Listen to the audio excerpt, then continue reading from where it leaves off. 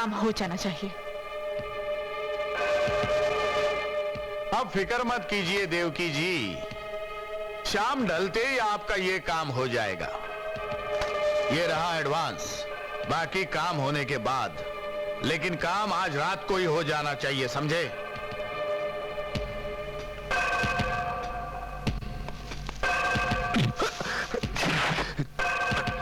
कौन हो तुम लोग? तुम्हारा बाप।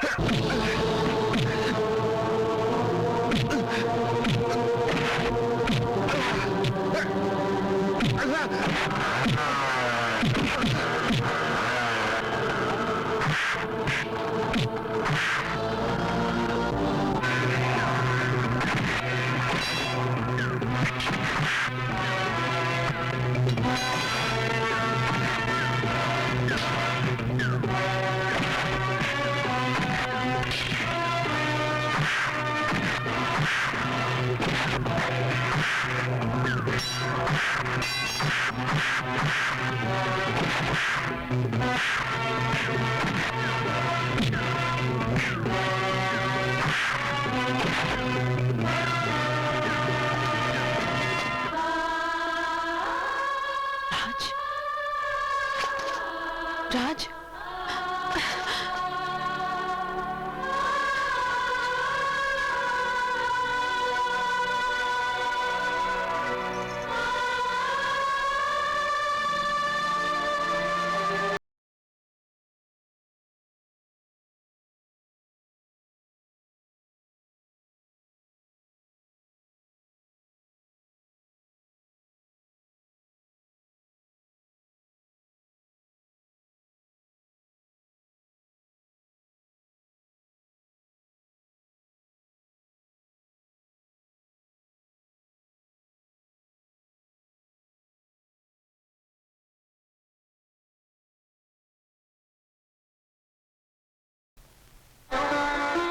बड़े भैया, इंस्पेक्टर साहिबा वक्त पर नहीं आती तो।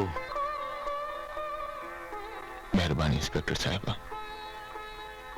आपने मेरी जान बचाकर बहुत बड़ा एहसान किया, वरना मां का सपना अधूरा रह जाता। अब कौन सा सपना अधूरा रह गया भैया?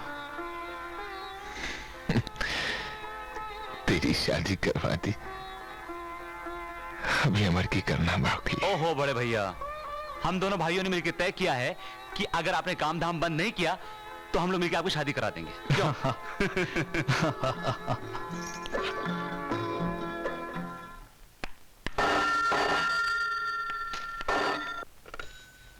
यस। हेलो, क्या मैं आशा से बात कर सकता हूँ? आशा या आशा जी से? हाँ हाँ, आशा जी से। आशा जी इस वक्त बहुत गहरी नींद में है, जवानी की नींद है ना। वैसे तुम कौन बोल रहे हो? जी मैं अमर हूँ, अमर। अमर? तुमने कौन सा ऐसा काम किया है जो तुम अमर हो गए? क्या मैं जान सकता हूँ आप कौन बोल रही हैं? मैं आशा की आंटी बोल रही हूँ। नमस्ते आंटी जी, मैं तो आपको मौसी जी बोलूंगा। हाँ क्या है मौसी जी, मैं आशा जी के जरिए आप ही से मिलना चाह रहा था। असल में क्या है कि वो मेरे कॉलेज में पढ़ती है और मेरी क्लासमेट भी है, और उसकी ऊट पटांग हरकतों की वजह से मुझे लगा कि मेरा आपसे मिलना बहुत जरूरी है। कहीं वो आपके आसपास तो नहीं है? और मौसी जी, आपसे एक और कॉन्फिडेंशियल बात कहनी थी। उसका आजकल रोमांस बड़ी जोर शोर से चल रहा है। वो? और लड़के को आप भी जानती हैं, कितना घटिया और कमीना इंसान है वो। क्या कह रहे हो तुम? अब मुझे क्या करना, घटिया कमीना है तो वो है। और दूसरी बात ये कहनी थी कि जिस तरह के कपड़े पहन के वो कॉलेज में आती है, कितने घटिया, चीप और ऊट पटांग, देख के मुझे तो शर्म आती है आंटी जी। अरे मेरा मतलब मौसी जी। और दूसरी बात ये कि उसके बाल ऐसा लगता है जैसे ब्यूटी पार्लर से चली आ रही है। अब ऐसे कपड़े और ऐसे बाल देख के कोई छेड़ेगा नहीं तो क्या आरती उतारेगा? ओफो, मैं आशा हूँ, आशा। मेरे को मालूम है तुम आशा बोल रही है, तुम आंटी जी नहीं बोल रही। इसी बात में मैं तुम्हें एक बड़ा खूबसूरत रोमांटिक शेर सुनाता हूँ, सुनो। कौन है भाई?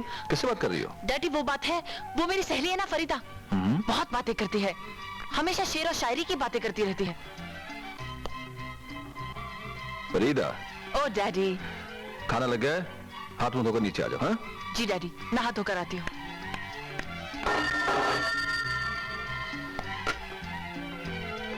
खैर तुमने फोन क्यों काट दिया? कितना रोमांटिक मूड बना था। तो शेर सुनो। वो आए हमारे घर, खुदा की कुदरत है, कभी हम उनको, कभी अपने घर को देखते हैं। कौन है आप? ये उसका बाप है। आशा, जी डैडी। ये फरीदा शायरी के अलावा और क्या क्या करता है?